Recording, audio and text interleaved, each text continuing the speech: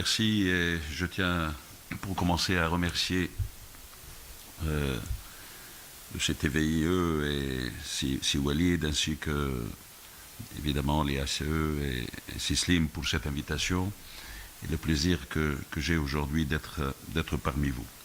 Je crois que après la présentation de Monsieur le Ministre, je vais m'attaquer directement à la question. Je pense que nous savons tous que dans notre économie, il y a quatre faiblesses qu'on ne peut pas éviter. Les faiblesses sont, premièrement, le chômage des jeunes, l'inégalité entre les régions en matière de développement, le problème de la corruption, c'est un fait aussi, et le manque de l'investissement privé, je dirais à la fois national et étranger. Donc je pense que cette initiative pour parler de la question qui nous préoccupe aujourd'hui et qui est en relation avec évidemment ce projet de loi qui a été présenté en 2012 déjà, nous impose en fait de réfléchir sérieusement à cela, et je dois dire que je suis d'accord avec Silhedi qu'on ne doit pas voir la chose avec une facilité, je dirais, comme si c'est quelque chose, une solution qui vient du ciel. Non, je crois que lorsqu'on regarde les expériences des autres pays, on peut s'en rendre compte. Tout le monde sait que cette notion a été lancée surtout par l'Angleterre. Donc c'est dans les années 90 surtout qu'ils ont commencé avec cette approche. Nous avons vu plus tard, et je crois que là, ici, on ne doit pas, lorsqu'on compare, on doit aussi tenir compte à la fois de l'esprit, de la mentalité, et il serait difficile certainement de comparer notre économie, notre attitude en général par rapport à ce que des Anglais, par exemple, ont aujourd'hui et après cette longue expérience. Seulement, nous avons constaté ces derniers temps que d'autres pays ont essayé, d'autres pays ont pris l'initiative de commencer à s'occuper ou à prendre cela. Moi, j'ai vu dans mes lectures que même l'Arabie Saoudite s'est lancée. Même on dit toujours que lorsqu'on parle de ce partenariat, généralement, on dit que c'est surtout pour les pays qui n'ont pas beaucoup de moyens. Alors qu'on ne s'attend pas à cela, à ce que par exemple les pays du Golfe rentrent dans cette catégorie des pays qui œuvrent pour encourager ce partenariat privé-public. Mais des pays qui ne sont pas loin de nous ont commencé à s'intéresser à cela. Je pense à la France, je pense à l'Italie, je pense à l'Égypte.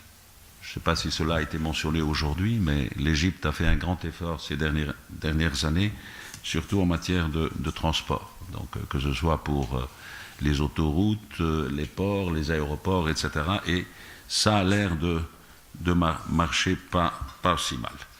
Donc, je dirais que ce partenariat, que ce soit au niveau national ou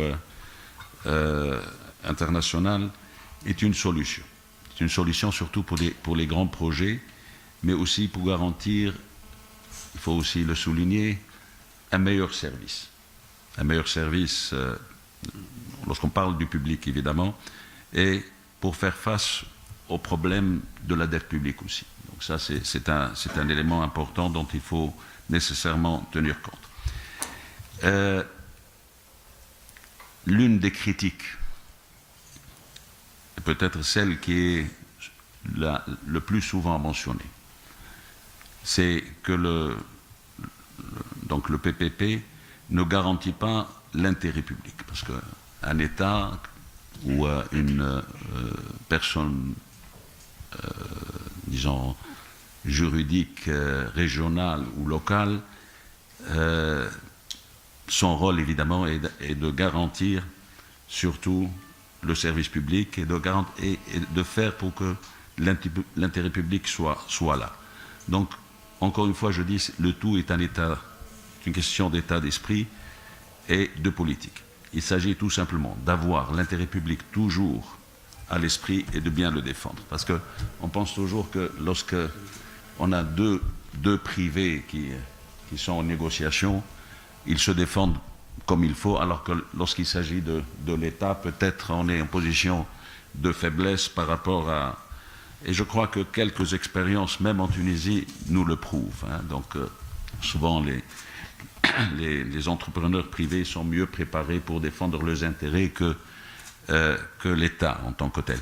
Mais là, je dois dire une chose, c'est qu'il ne faut pas non plus sous-estimer notre administration. Je crois que nous avons aussi des cadres, nous avons aujourd'hui un esprit, et un esprit a été créé au sein de notre administration pour que les intérêts de l'État soient aussi défendus comme il faut et que nous soyons donc à égalité avec le secteur privé pour essayer que ce soit une sorte de win-win situation. Donc que les deux, à la fois l'État ou, disons, les communautés locales ou régionales, les collectivités locales et régionales puissent aussi en bénéficier.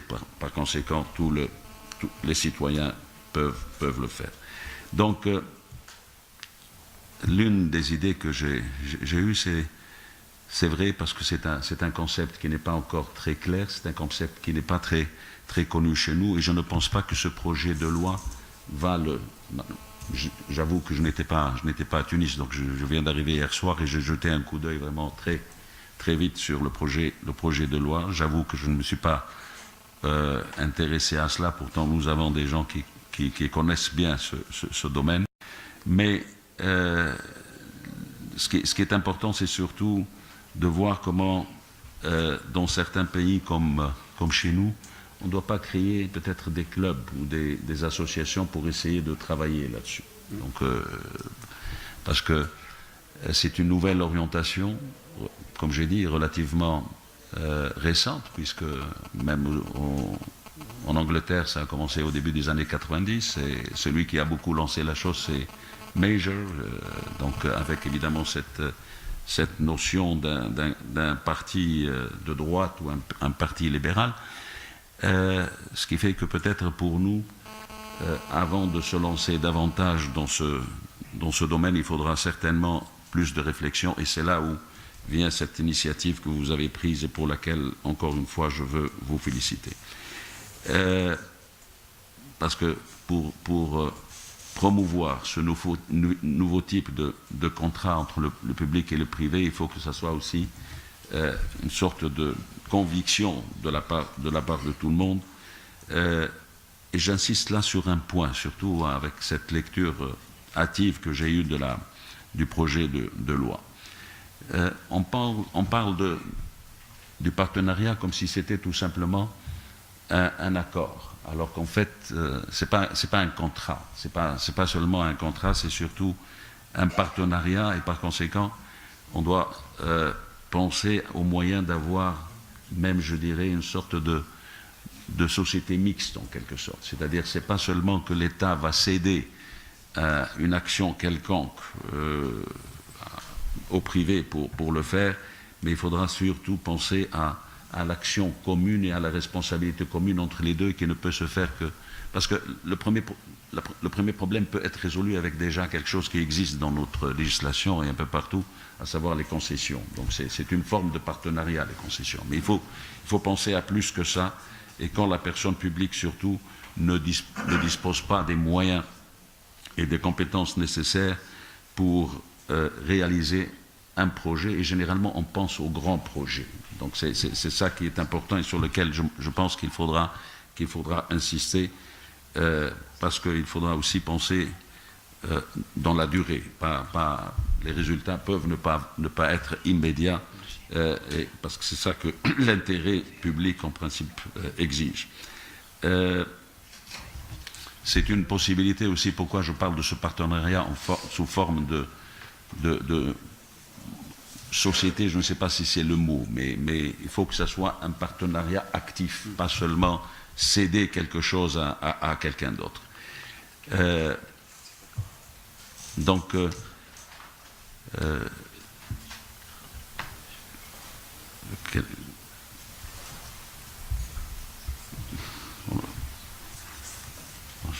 perdu la suite de mes idées, mais c'est pas grave, je reviendrai. Non, oui, ce que je voulais dire aussi, c'est on pense souvent seulement aux partenaires nationaux, alors que aujourd'hui, dans la situation où nous sommes, il faudra